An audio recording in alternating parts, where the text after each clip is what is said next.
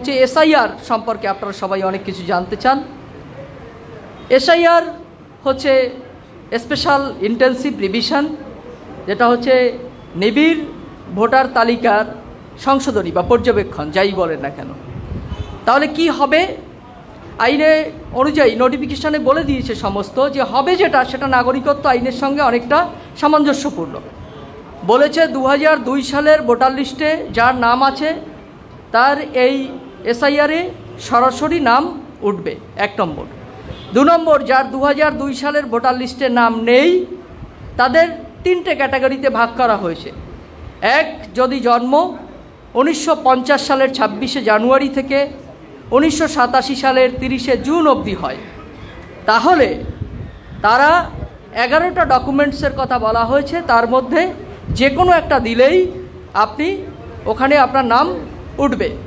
11টি ডকুমেন্টসের মধ্যে যেটা আমরা ওপার থেকে এসে সহজলভ্য, বিভিন্ন মানুষকে ধরে বা টাকা পয়সা দিয়ে বা অন্য কোনো সোর্সের মাধ্যমে করেছি, যেটা বৈধভাবে করিনি, নানানভাবে করেছি, সেই 3টে বহুল প্রচলিত যে 3টে, সেই 3টে নেই।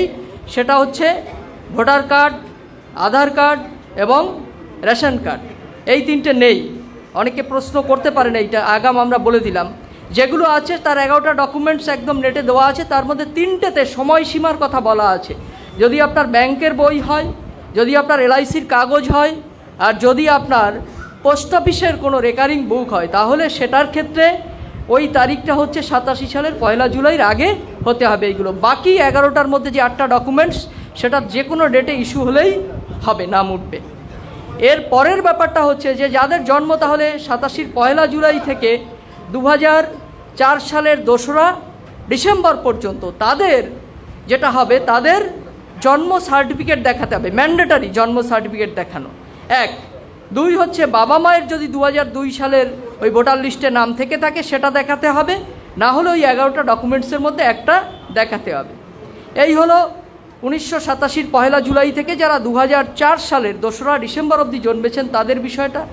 3 নম্বর হলো যারা 2004 সালের 2রা ডিসেম্বরের পরে, অর্থাৎ 3রা ডিসেম্বর থেকে জন্মেছেন, তাদের ক্ষেত্রে তাদের জন্ম সার্টিফিকেট দেখানো ম্যান্ডেটরি, দেখাতেই হবে।